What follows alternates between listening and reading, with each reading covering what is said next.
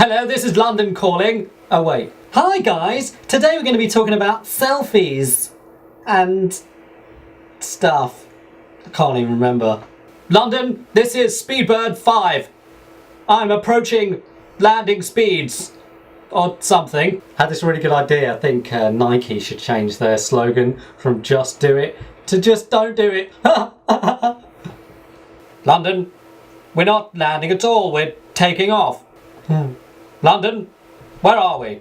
Talking nonsense in 3, 2, 1, blast off. Count your blessings and smile.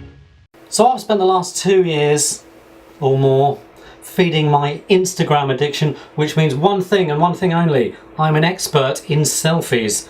So here's a masterclass. Count your blessings and smile. Now, when it comes to selfies, it's all about angles.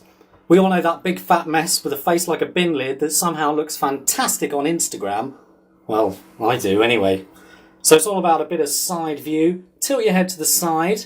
One ear, for some reason 2 doesn't work, not sure why. Make your eyes big, sexy eyes, bit of fish lips. That's right. You're a tiger. You're Tony the Tiger. You're a lemur. You don't have sharp teeth capable of biting. Because you're gorgeous, I'd do anything for you. Bloody lovely! Count your blessings and smile. So, I gave blood today. That makes me a champion. Or some sort of hero, or a legend. Any of those things, that's fine. It kind of hurt. Can't really see. There's a little thing there. Ow! When the guy asked me if I was going to be doing any vigorous exercise, I said, does masturbating count? And he said, only if you use your right hand. You sicken me, I think you should go home.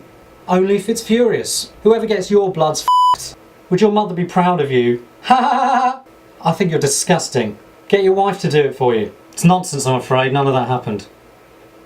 It was really boring. Count your blessings and smile. So last week we read Moby Dick, and I think the one thing we established was that Moby Dick was too big. That's what she said. So I thought I'd take an opposite turn this week and read some Roald Dahl. Now, Roald Dahl, in my opinion, wrote some of the best children's books ever written, and it's one thing, one of many things, missing from American culture. Children don't get to experience fantastic stories like James the Giant Peach, The Twits, The Magic Finger. Ooh-ah! But what people don't realise is that Roald Dahl also wrote some pretty dark shit in his time. I read An African Story, which is about a despicable old man who kills a boy in his service. You should read it. Pretty scary stuff. The other book I read was George's Marvellous Medicine. Now that was my favourite as a kid, and I'm pretty sure it's the reason why bath suds had such a boom in the 1980s. I think they did, and it probably did. I mean, I remember when I was a kid just throwing everything into the bath. Shampoo, bath suds, my mum's hair lacquer, whatever. Trying to make myself bigger. In fact, I still try and do that now. But what can you do, you know, I'm still a wee snippet of a person. You can cry in a corner, of course. I do that sometimes too.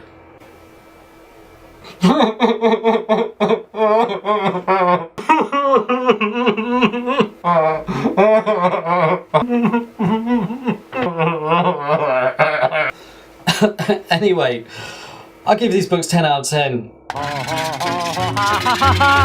Count your blessings and smile. Okay, just before I go, I'd like to tell you about this. My wife found my board and my little chalk pen and wrote this on it.